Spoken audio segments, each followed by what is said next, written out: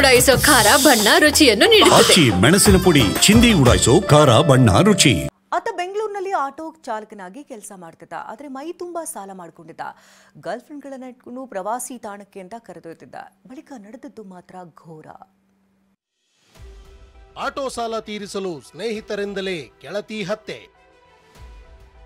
ಪ್ರವಾಸಕ್ಕೆ ಕರೆದೊಯ್ದು ಮಾಂಗಲ್ಯ ಸರ ಕಸಿದು ಕೊಲೆ.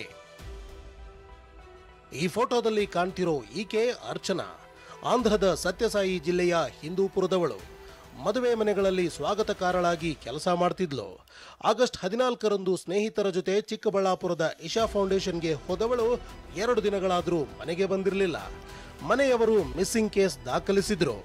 ಬಳಿಕ ಆಗಸ್ಟ್ 17ರಂದು ಗೌರಿಬಿದನೂರಿನ ನಾಮಗೊಂಡ್ಲು ಬಳಿ ಅರ್ಚನಾ ಶವ ಪತ್ತೆಯಾಗಿತ್ತು. ತನಿಖೆಗೆ ಇಳಿದ ಮಂಚೇನಹಳ್ಳಿ ಪೊಲೀಸರು ಆಟೋ ಚಾಲಕ ರಾಕೇಶ್ ಮತ್ತು ಆತನ ಗರ್ಲ್ ಫ್ರೆಂಡ್ ಅಂಜಲಿಯನ್ನ ಬಂಧಿಸಿ ವಿಚಾರಿಸಿದಾಗ ಸತ್ಯ ಬಯಲಾಗಿದೆ.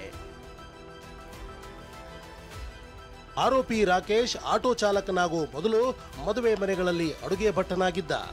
ಆಗ ಸ್ವಾಗತಕಾರಳಾಗಿದ್ದ ಅರ್ಚನಾ ಪರಿಚಯವಾಗಿದ್ಲು. ಇಬ್ರು ಅಣ್ಣ ತಂಗಿಯಂತಿದ್ರು. ಆದರೆ ಮೊನ್ನೆ ವಿಡಿಯೋ ಕಾಲ್ ಮಾಡಿದಾಗ ಅರ್ಚನಾಳ ಮೈ ಮೇಲಿದ್ದ ಒಡವೆ ನೋಡಿದ್ದ. ಮೊದಲೇ ಆಟೋದ 2-3 EMI ಕಟ್ಟದೆ ಸಾಲದ ಸುಳಿಯಲ್ಲಿ ಸಿಲುಕಿದ್ದ ರಾಕೇಶ್ ಮಾಂಗಲ್ಯ ಸರ ಕದಿಯೋಕೆ ಪ್ಲಾನ್ ಮಾಡಿದ್ದ. ಮಾರತಹಳ್ಳಿ PGಯಲ್ಲಿದ್ದ ಗರ್ಲ್ ಫ್ರೆಂಡ್ ನಿಹಾರಿಕಾಗೆ ಮತ್ತಾಕೆಯ ಸ್ನೇಹಿತೆ ಅಂಜಲಿಗೆ ಈ ವಿಚಾರ ತಿಳಿಸಿದ್ದ. ಎಲ್ಲರೂ ಪ್ಲಾನ್ ಮಾಡಿ PG ಬಾಲಿಕರ ಕಾರಲ್ಲೇ ಅರ್ಚನಾಳನ್ನ ಟ್ರಿಪ್ಗೆ ಕರೆದೊಯ್ದಿದ್ರು. ದಿನವಿಡೀ ಸುತ್ತಾಡಿ ಸಂಜೆಯಾಗ್ತಾ ಇದ್ದಂತೆ ಅರ್ಚನಾಳನ್ನ ಕೊಂದು ಹಾಕಿದ್ರು.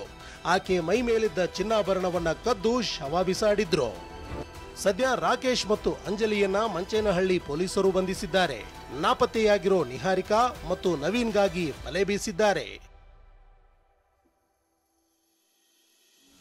ಭೀಮಪ್ಪ ಪಾಟೀಲ್, TV9, ಚಿಕ್ಕಬಳ್ಳಾಪುರ.